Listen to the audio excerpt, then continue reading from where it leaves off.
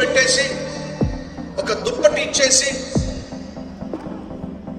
మత మార్పిళ్ళు చేసేస్తున్నారు, మతంలోకి లాగేసుకుంటున్నారు అని చెప్పి దయచేసి మన భారతదేశాన్ని చుడకన చేయకండి.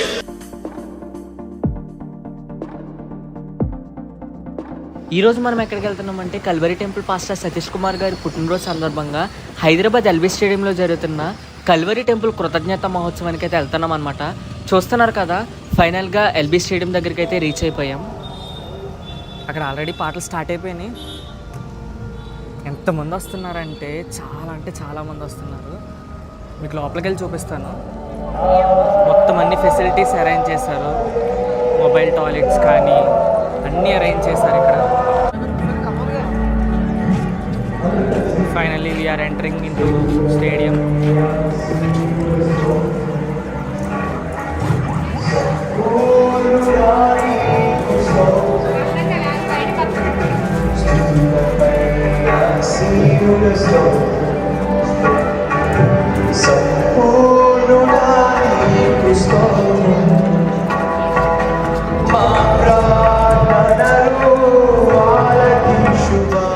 మనం వచ్చే టైంకి పాస్టర్ సతీష్ కుమార్ గారు అబ్బాయి సాహస్ ప్రిన్స్ గారు చాలా పాటలు పాడుతున్నారు. మనం చాలా సాంగ్స్ మిస్ అయిపోయామనుకుంటా. ఈ కొన్ని పాటలైనా విందాం.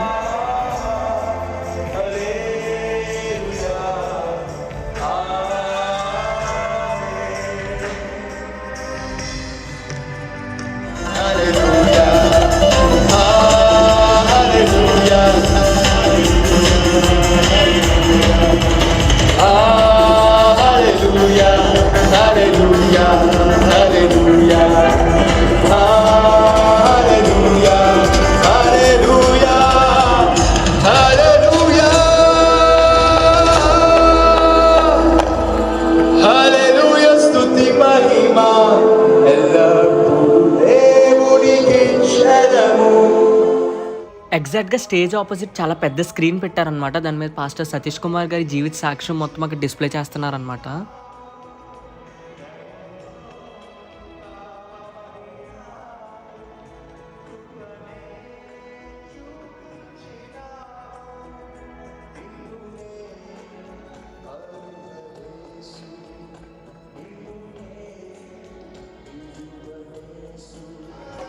మా అందరికీ ఫ్లాగ్స్ ఇచ్చారనమాట. నేనున్న దగ్గర అయితే ఆరెంజ్ కలర్ ఫ్లాగ్ ఇచ్చారు. ఎదురు కనిపిస్తుంది కదా వైట్, బాగా ఎదురైతే గ్రీన్, అది మాత్రం కనిపించట్లేదు. అంటే దీని అర్థం ఏంటంటే ఇండియన్ ఫ్లాగ్ అనమాట.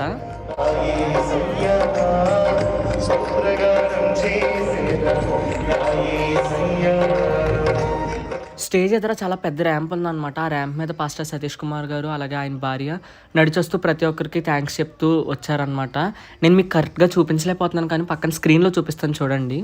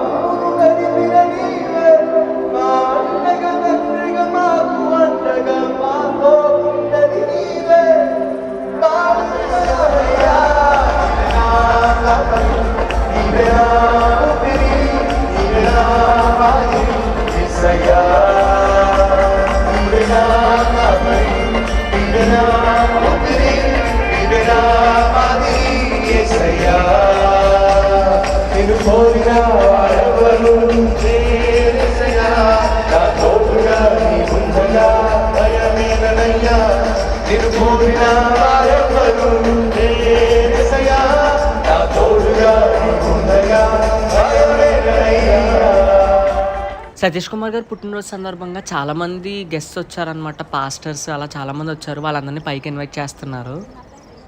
మీరు ఇక్కడ చూడండి, చీకటి అయిపోయిందని చెప్పేసి ఫ్లడ్ లైట్స్ ఆన్ చేశారు. ఆ రెండు పని చేయట్లేదు కానీ ఇది ఒకటే పని చేస్తుంది.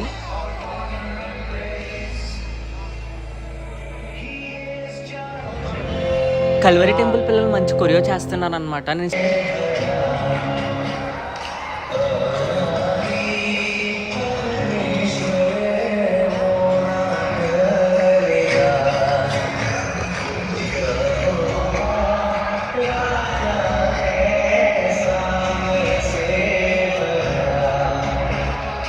వచ్చిన గెస్ట్ అందరూ కూడా కొన్ని నిమిషాల పాటు మాట్లాడుతున్నారు. దాని తర్వాత పాస్టర్ జ్యోతిరాజు గారు కానుకల సమయంలో ఒక పాట పాడారనమాట. అది అందరికీ తెలిసిన పాటే, వందనం యేసయ్య. ఒకసారి వినండి మీరు కూడా. దేవుని సేవకమైన కానుకలు కూడా సమర్పించాలని ప్రభు పేరుతో మనం చేస్తున్నారు. వందనం యేసయ్యా, వందనం యేసయ్యా, వందనం యేసయ్యా, వందనం యేసయ్యా. మీకు స్టాండ్స్లో ఉన్న జనాన్ని కూడా చూపిస్తాను చూడండి.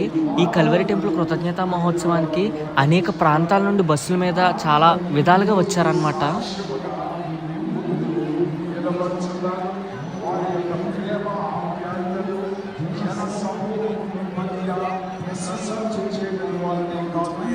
మధ్య వయసులో చచ్చిపోయారు. నీది మాత్రం గట్టి ప్రాణమే మామ, నువ్వు మాత్రం గట్టి దానివే. ఏంటి తెలుసా, అందరు చచ్చిపోతాడు, నువ్వు మాత్రం నీకేం అవ్వలేదే. ఇలా కదిలిపోతున్నావు, ఎడం వైపు కదులుతున్నావు, కుడి వైపు కదులుతున్నావు, ఎదరు కదులుతున్నావు, ముందుకు వెళ్తున్నావు. మరి ఏంటి నువ్వు మునిగిపోకుండా చచ్చిపోకుండా ఉండడానికి కారణం? వెంటనే 86 సంవత్సరాల మామ ఏమన్నంటే, నాయనా నేను కదిలిపోతున్నా, నేను వణికిపోతున్నా, నేను పైకి కిందకి వణికిపోతున్నాను, కదిలిపోతున్నా, కానీ నేను పట్టుకున్న బండ మాత్రం ఎన్నడూ కదిలిపోవట్లేదు. ఈ రోజున డాక్టర్ సతీష్ కుమార్ అయ్య గారు 35 సంవత్సరాలు కొత్త సాంగ్ రిలీజ్ చేస్తున్నారు, అందరూ వినండి ఒకసారి.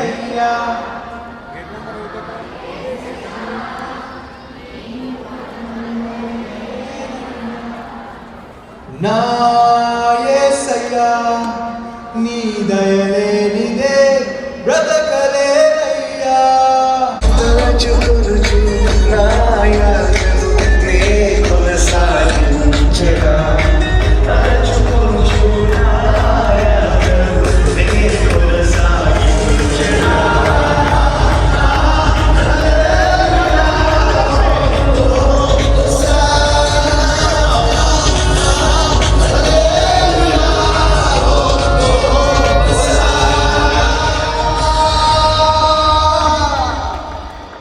పాట అద్భుతంగా ఉందని వారు గట్టిగా చప్పట్లు కొట్టి మహిమపరుస్తారా?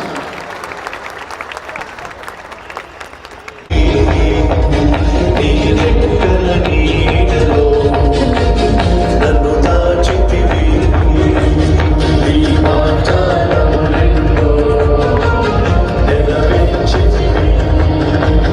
నీ రెక్కల నీడలో నన్ను దాచితివి.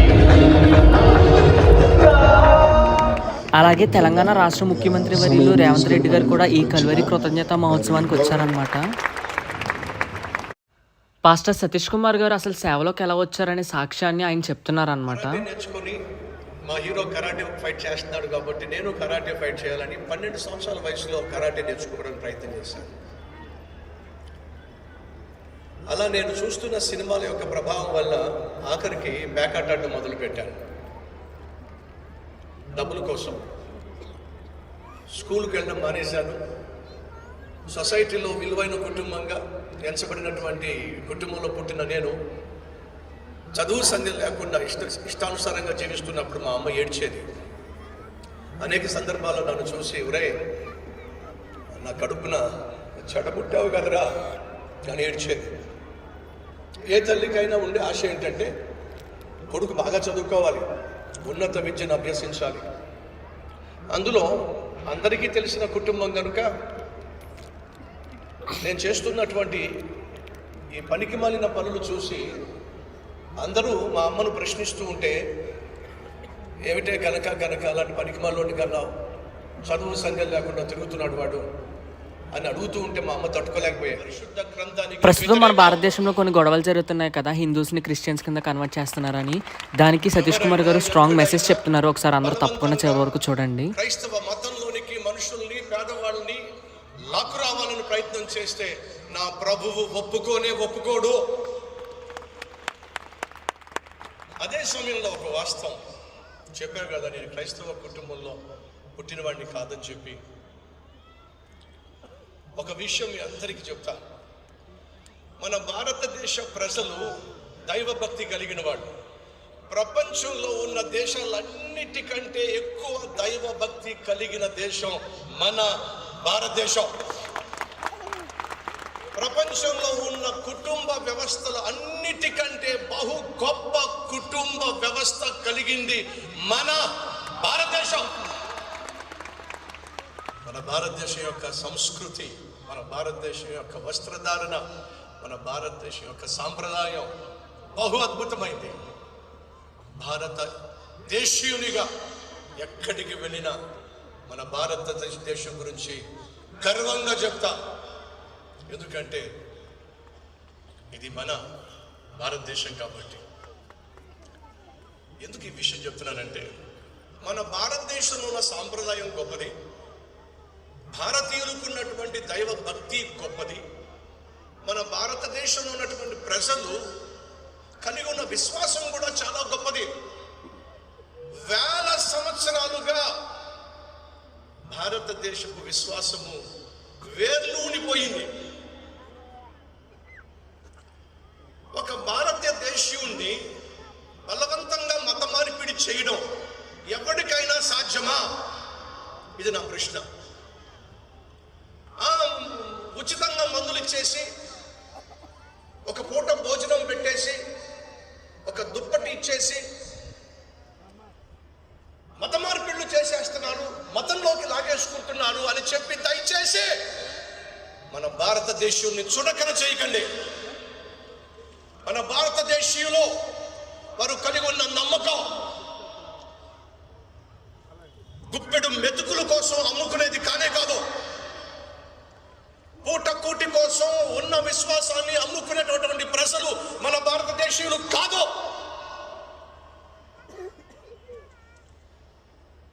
ఉచితంగా అన్నం పెట్టేస్తున్నారని, ఉచితంగా బట్టలు ఇస్తున్నారని, ఉచితంగా మందులు ఇస్తున్నారని మతంలోకి మార్చేసుకోవడం ఎలా సాధ్యమవుతుంది? దయచేసి నా భారతదేశ ప్రజలను అంత చులకనగా చూడకండి. వాళ్ళంత సులభంగా వారు కలిగి ఉన్న విశ్వాసాన్ని విడిచిపెట్టే ప్రసక్తి లేనేలేదు.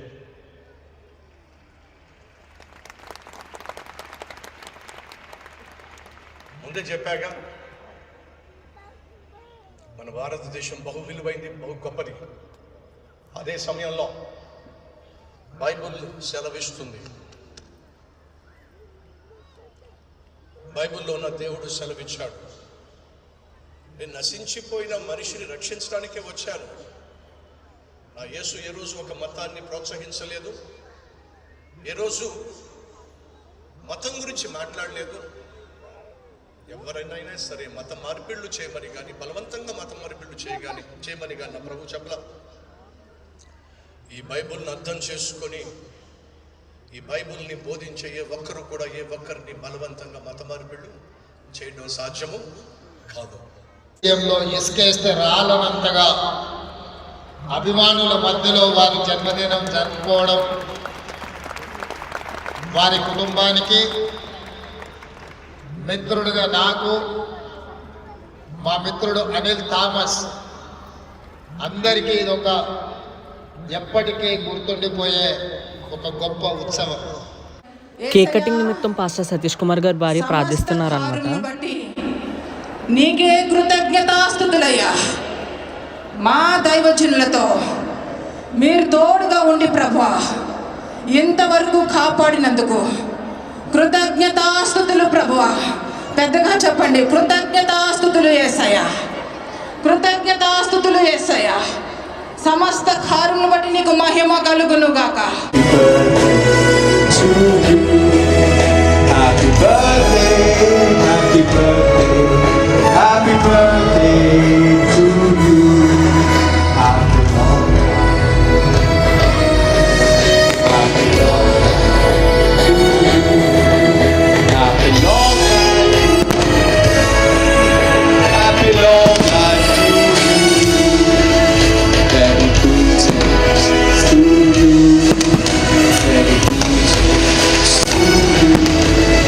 Very greetings to dear Aigaro.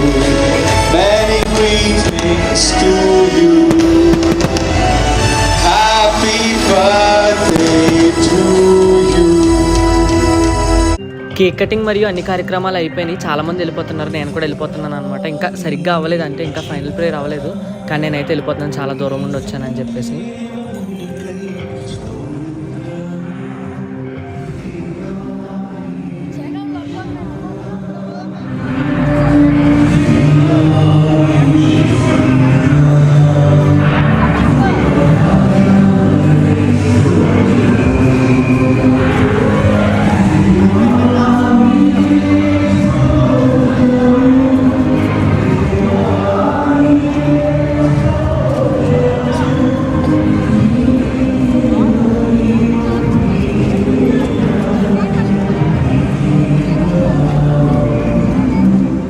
ఈ కల్వరి టెంపుల్ కృతజ్ఞత మహోత్సవం ఇంత అద్భుతంగా జరగడానికి వాలంటీర్స్ అలాగే పోలీసులు కూడా చాలా అద్భుతంగా సహకరించారు, అందుకే ఇంత అద్భుతంగా జరిగింది.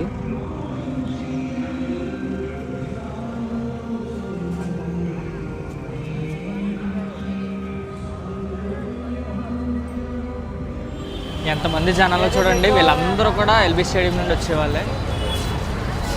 మెట్రోని చూసి నాకు భయం వేసి నేను ర్యాపిడో బుక్ చేసుకున్నాను ఇంటికి వెళ్ళడానికి. చూడండి, వీళ్ళందరూ కూడా ఎల్బీ స్టేడియం నుండి వచ్చేవాళ్ళే. మొత్తం ఇక్కడ అంతా ట్రాఫిక్, మొత్తం అంతా ట్రాఫిక్ అయిపోయింది.